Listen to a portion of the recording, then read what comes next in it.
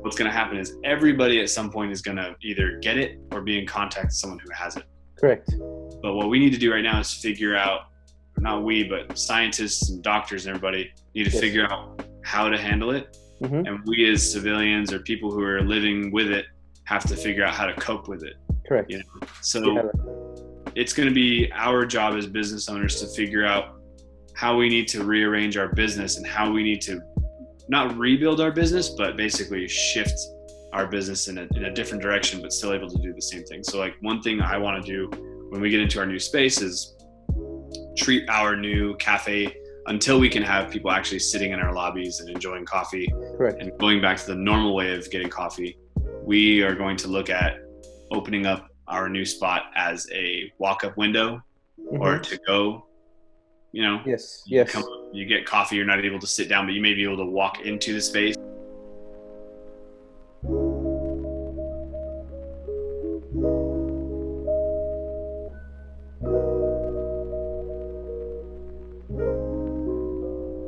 Cool. Yeah. So that's another thing. I just kind of wanted to highlight those things, man, because I mean, I know how tough it is for everyone just being, anywhere, whether you're a commuter and going to San Jose, you work here in town, or you own your own business. It's really shifting everyone's behavior. Yeah. No matter what you do, you're affected by this. Correct. Yeah. No, man. So I kind of wanted to see get your perspective as like a business owner and also as a citizen, because I think it's various perspectives. And I kind of want to start with that, dude. Like, how do you find yourself adapting to this?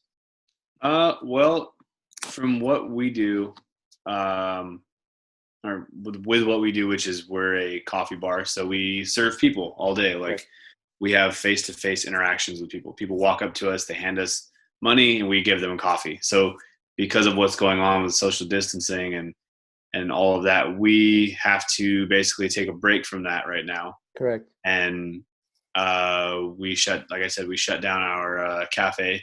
So my employees are all off. They're all at home collecting unemployment, and they're doing their part right now because we've been told to basically, as a community, as a town, as a state, as a country, to isolate ourselves for a while.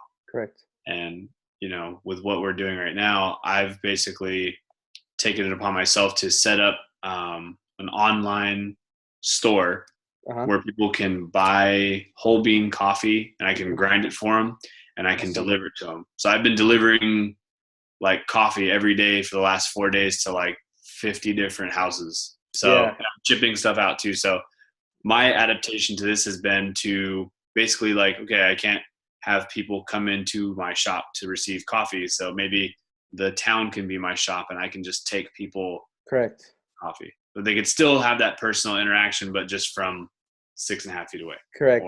Yeah. No, yeah. And it's interesting that you say that, because I think that's coming from like the business owner perspective and still kind of presenting that experience, because I know the first time we met, that's one of the things that you're really big on. That experience, because it was aside from the coffee, it's just when you go into the shop, it's like, what do you feel? You could be having a bad day outside, so you're still curating that experience, but now it's just from 6 feet away and delivering from orders online, right? Yeah, and it's actually funny because a lot of people who are at home have been home for a week. Everyone that I've delivered coffee to, I don't talk to them really. I knock on the door and I walk away, or sometimes if they don't answer, I leave it on their doorstep, and they email me and say, oh, I'm working from home, or I'm not working right now, so it's good to see a bag of coffee waiting for me. So we're still able to reach people, just not in the way we normally would, but our business, like you said, is to make people feel good. So if we can get them a bag of coffee, then we're able to still do that in some way, shape, or form. Correct. And we'll be able to eventually get back into business, but we may have to like change the way that we structure our business, because we're moving. We were on our way to moving into a new location. Our last day in our spot right now is going to be the 28th, which is this upcoming Friday. Correct. So we basically just did that 2 weeks early. So we're looking at now, okay, with what's going on with this, COVID-19 virus, viruses run their course, right? Correct. Yes. Viruses don't. It's not like it's going to go away. It's not going to like, oh, it's here and it's gone. It's going to be with us forever. Yes. What's going to happen is everybody at some point is going to either get it or be in contact with someone who has it. Correct. But what we need to do right now is figure out, not we, but scientists and doctors and everybody need to figure out how to handle it. Mm-hmm. And we as civilians or people who are living with it have to figure out how to cope with it. Correct.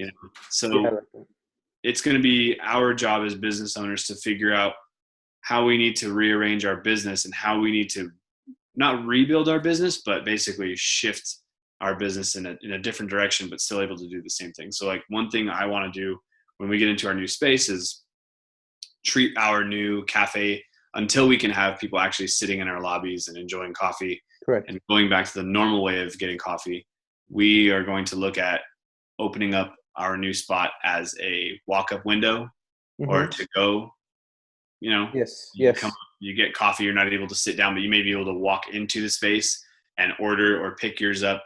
We might have to set up a system where people can order ahead, which I used to be against. I was like, nope, I'm not doing that. I'm not going to do a text ahead order. What we might do is we might try to implement that at first just so we can get people more comfortable with being out and about. Because it's going to take people a while to get used to being able to go out and enjoy themselves because they're going to be so washing their hands every 5 minutes. And eventually that will sort of subside and we'll be able to get past that. But it's up to us to figure out what the next step is. So no, definitely, man. It's a hard one, but it's a very good. It's kind of weird saying it, but it's a good reminder that things like this. It's a reminder we got to weatherproof business models or weatherproof our actions. For example, people, a lot of people don't have savings accounts or anything to rely on, right? Yep. And it's sad. It's really sad, but it's a good reminder we got to humble ourselves because in a society we're moving so fast. Yeah. Forget about some things, and then something like this happens. Like, oh shoot, the world is on pause. Yep. There's no money flowing. Anxiety kicks in, things of that nature. So, man. Yeah, the fear. Oh, yeah, there you go. The fear and what it does to your mind it's incredible because it bends your actions to act a different way. So, now I want to ask you something. Like, now, I know you've been doing like the gift cards online as well, right? Yeah, that's been another portion of our online business. Definitely, because I mean, coming from like the business perspective, man, like everything's on hold. I mean, you're still delivering, but the traction. Would you say the traction is just not the same?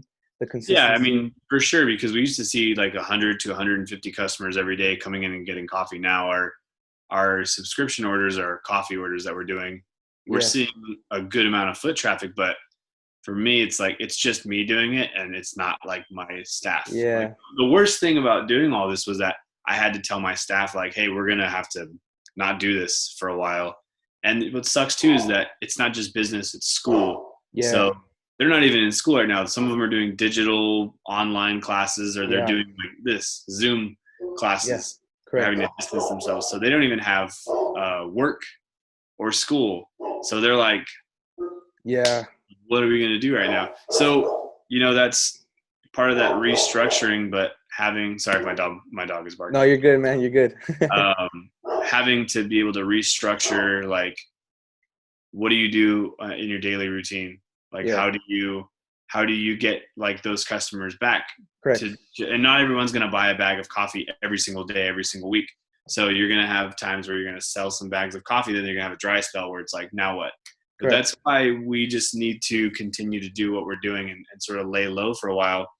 And we'll be able to get back into having those that normal foot traffic back eventually. Because we as a people, we're creatures of habit, but having something like this happen to us, it can only last so long. Yeah. Oh, yeah, because eventually the world has to evolve, proceed. Yeah. Yeah. And we have to be able to at some point go, okay, this has been going on for a while. We've done everything we can, and we have to, because if we put everything on pause for too long, nothing will. And so at some point we're going to have to get through this and figure out how to, which small businesses, having the being able to be close to one another again and like actually in small groups will be the first thing to come back. So like going out and shopping will be like, okay, it's safe to go shopping. Okay, it's safe to go get coffee. Okay, we can actually go sit in a restaurant. And the last thing that'll come back, unfortunately, is concerts, sports, big gatherings, parades, parties, things like that.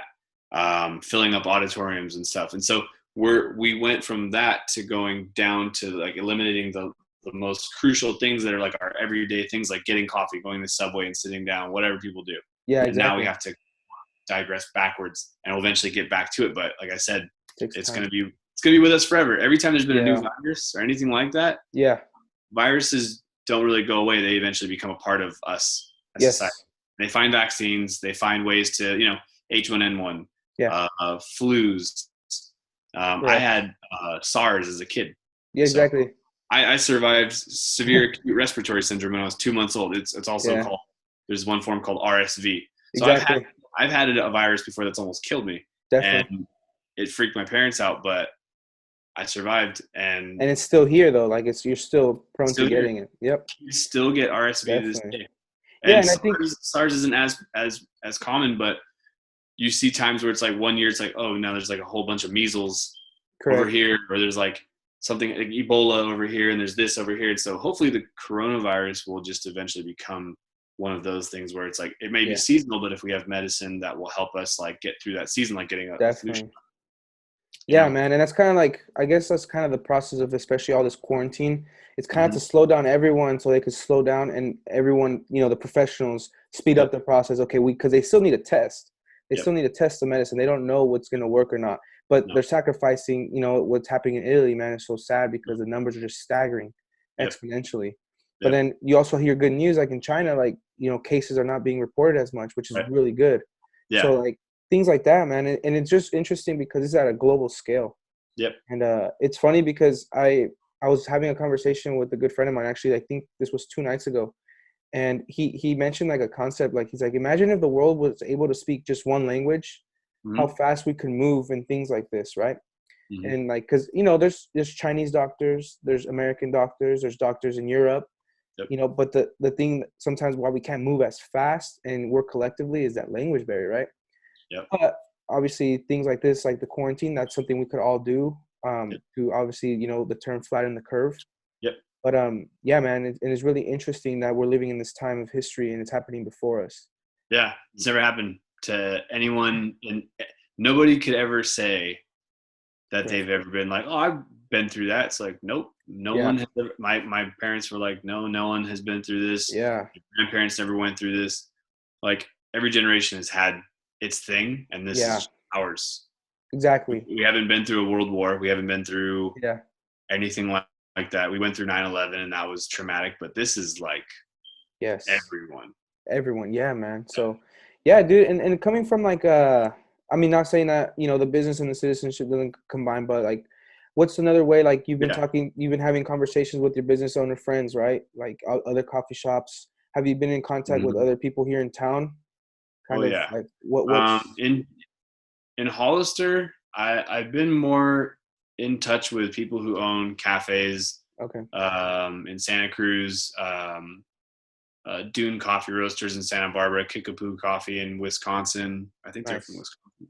And just people all over to see what they're doing. And we basically all came to the same conclusion, which is that the most important thing was health. Yeah. So if we were in Hollister, there's been 5 cases of this virus so far. 2 people currently have it. 2 people recovered, which was early on. The 1 person. Yeah, that was I think actually San Bernardino County had some of the first cases in the country. Yeah, I think that's true. That we know of, that people have been tested for. So my initial thought was, if I keep my business open and we don't have that many cases right now, and everyone is basically healthy, and I have my employees out there, and there's people coming in every single day, people who work in San Jose, people who are married to people who work in San Jose or work in San Francisco, who contact people up in San Francisco, who travel from this country to that country. That's how this thing spreads. Correct. So my initial thought was to just close down, because health is the most important thing. If everyone got sick and we had to figure out everything financially, if everybody was sick and there was nothing to financially figure out because you don't have people, correct, then you're in a bad place. But if you are ensuring that, like I was telling my staff, just stay home, be healthy, stay safe, and our customers won't interact with us and we won't interact with them, and that's just the reality of it. the quicker we can do that as a community, you can always figure out the financial stuff when you're healthy. Yes. But you can't figure out finances when you're sick and you're in a hospital bed, or you're, having to take care of your family because you got them sick. And there's all those things that people didn't really take into consideration in other parts of the country. And now they're see numbers in New York that are way up there partying in Miami, and they're all from Ohio, and they take it with them to Ohio and they get their whole family sick.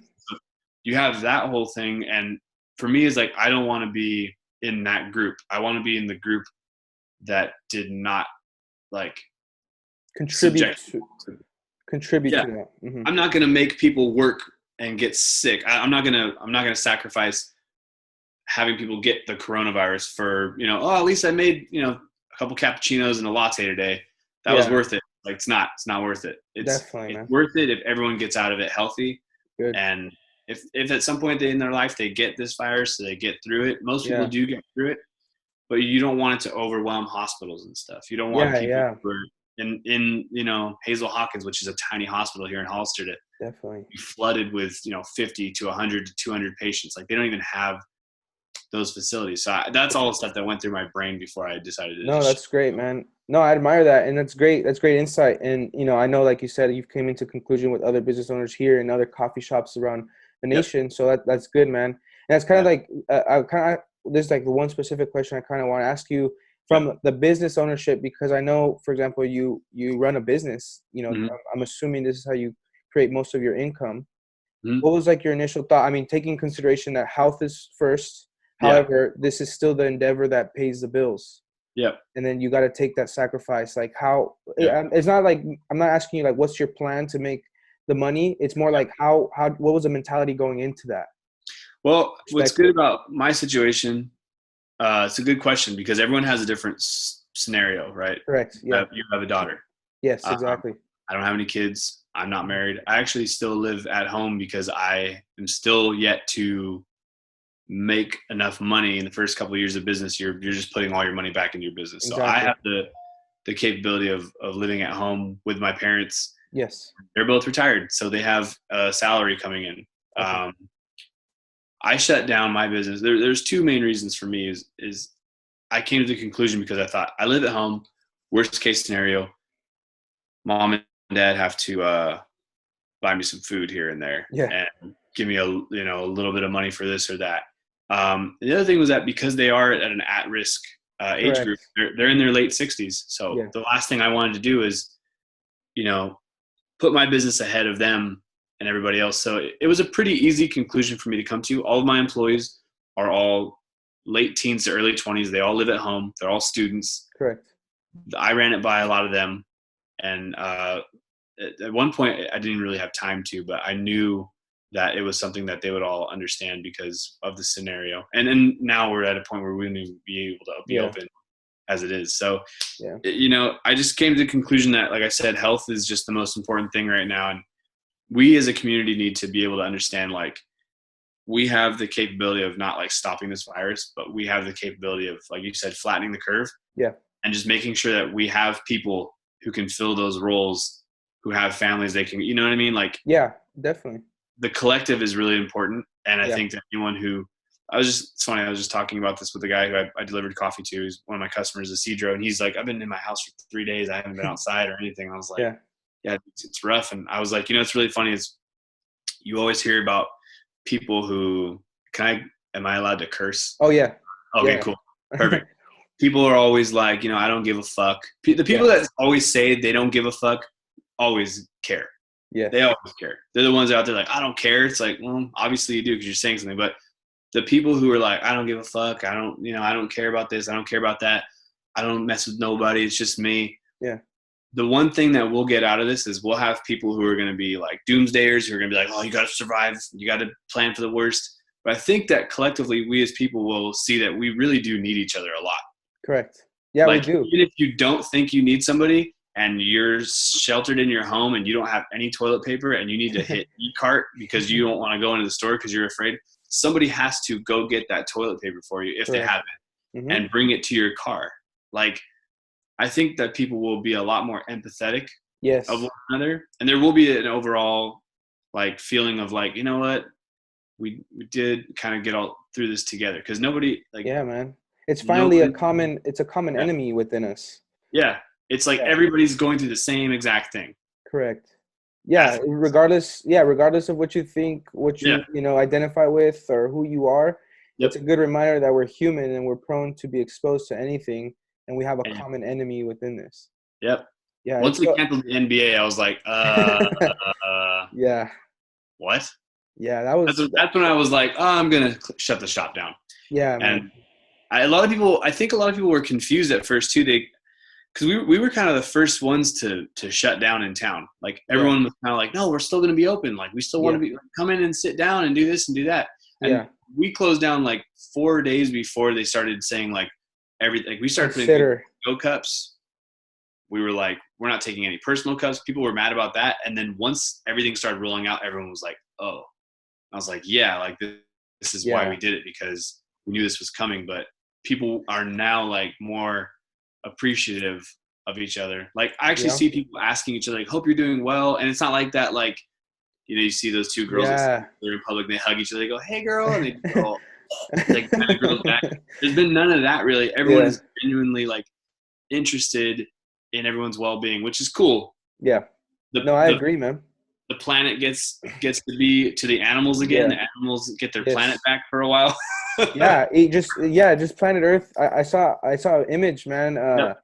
I don't know if you came across it on social media. It was just the world, when everyone's, airplane flying over Oh, industries and, all the commercial stuff. And then like right now it's like so happy because it gets to spurt out all its natural, the yeah. animals. It was, Yeah. it was, it was really nice. It was a good reminder, man, that, everything slows down right now and it's allows everything to catch up because we're just moving so fast. Yeah. And I So think that the Earth has a way of doing that. I think the Earth has a way of being like, all right, so we're gonna send you out there to take care of business for a while. yeah, Like in like the most, that's like a really raw, like kind of a mean way to say it, but yeah, that's just how it is. Like people kind of view this virus as like an enemy, or like it's a yeah, war, us versus the virus. Like, dude, viruses are part of us. yeah, Like we are viruses. yeah, We yeah, take yeah. things over. We use things when we need to, and we kill things. Correct, And we build communities, and we multiply, and we take things correct. over. And so do viruses. They're just trying to survive, and it's like we just happen to be in the way. It's a concept of evolution, man, and it happens This. in every segment, at Yep. a bacterial level to Yep. spiritual, whatever you want to call it. But there's so many parts of evolution. So yeah, man, I appreciate you actually talking about it a little bit because like I said, like when I reached out, like I really want to, I really like what you do with Calavera Coffee, man.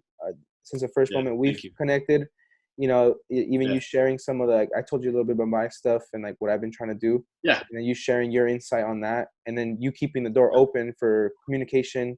And I really appreciate that from you, man. And I really appreciate what you're Yeah. doing for the community, how you're contributing to it using the business, and then obviously your employees, and then yourself, man. So thank you for the time. And yeah, man, I hopefully, man, this things wears out soon. You get Yep. back with the doors open, more Oh yeah. comfort. But We'll be back. We'll be back soon. We just gotta wait for things to mellow out a little bit. Like I said, we can't wait until it disappears, because yeah, that'll never happen. So yeah, we just need to wait long enough for where it's like, okay, we kind of figured this out a little bit. These are the precautions. Here's something you can take if you get sick, and here's a potential vaccine that we're working on. Then everyone's gonna go, all right, let's get back into it. But we're still gonna have to practice things a little differently, which is gonna be weird yes, for a lot of people. It's like this lady on the news. Last thing I'll say, but this yeah. lady was in the news, and she's like, they want us to social distance, and I'm a hugger, so this is gonna be really hard for me. Dude, I'd be hitting her with a Heisman, like, yeah, I don't care. You want to hug me, like, And just a side note, man, I love your social media, dude. I love your stories. oh, It just dude, highlights this, like your character. I love it. dude, it's things that I see and I hear, like the guy who cried when his girlfriend wanted to make spaghetti, and he's on the phone, like, no, I don't want you to make spaghetti. I don't want you to make spaghetti. It's people like that where I'm like, I what know. is wrong with everybody? Yeah, man. So, but it's just we'll have to change the way we do things, and we'll be back soon. So Yeah, it's part of it. everyone will be back to normal for the most Yeah. part soon, hopefully. But it's gonna take a while, but we'll be all right. We'll get Yeah, through it. definitely, man. No, like I said, bro, I agree, and I thank you for sharing this, especially here in the community of Hollister. And then obviously this goes, globally, Yeah, but this pertains to anybody that cares to listen and yeah. actually take the precautions. But I appreciate you actually jumping on this call with me, man. And thank Yeah, you for and always the saying that. last thing I'll say to everybody is if you're stuck at home right now and you feel like you're helpless and you can't go do the things you want to do, I don't know what that rapper's name is, Lil Uzi Vert. Yeah. He's got a concert coming up and you can't go to Shoreline to watch his concert. Figure out a way to play an instrument. If you like watching certain things on TV, write a screenplay, write your own comedy. Like this is a good time for That's some great stuff, man. I people love who are this. trapped. Yes. Yeah, just to be creative and to like really like look inside of what you're doing and why it's important. Like for me, setting up that website, I would have never done that. And now that I'm able to do it, it's actually made these last 3 or 4 days go by really fast because I've been busy. Yes. And I've been able to do it within that framework. So creativity and being able to really go deep into your mind and figure out things it's not off the table. You can do all those things. I think Andrew Schultz, he's a comedian, but if you look up Andrew Schultz, he was talking about this. He's like, now's the time to do all the things that you say you're too busy to do. Now, if it's traveling and stuff like that, you can't do it. But if it's reading a book or if it's, watching like King of the Hill like I am, you can sit there and watch all the shows you never watched. You can write all the stuff you've never written. You can play practicing that instrument, that new skill. Everything. Yes, I highly agree, man. I highly agree. There's a go ahead. Yeah, go ahead. No, go ahead. Yeah. No, there's a thing, that people say is like, you're not lazy. You're just, you don't want to be productive. Yeah, so, exactly. What happens to people is they see like the lit up side of the moon and they think, well, that's it. It's like, nope. If you turn that thing around, you never know it's there. Exactly. I love that, man. I love that you said that. Yeah. And I know people will start to find it, sometimes it does come within too, man, but it's very true. Cause we always say like, I want to do that thing. I just don't have time. Yeah. And now is the perfect time to do that thing, especially everything, you can do through the internet. If you want to learn the guitar, open up a YouTube video, how to learn the guitar. The information is out there. You can learn how to be a coffee roaster and a barista. Maybe not physically, but you can learn everything that you want to learn about anything right now because of YouTube. So we put all this shit online. We might as well find a way to use it and learn something in the meantime, because this is time, once again, that you'll never get back. So because you're not in school learning about whatever theory or reading Howard Zenn's book about history, whatever, you can learn all these different things and apply yourself to a bunch of stuff that you didn't know you could do. Yes. Because whether or not this is quarantine time or you're in your regular life or whatever, it's still time and you can't get time back.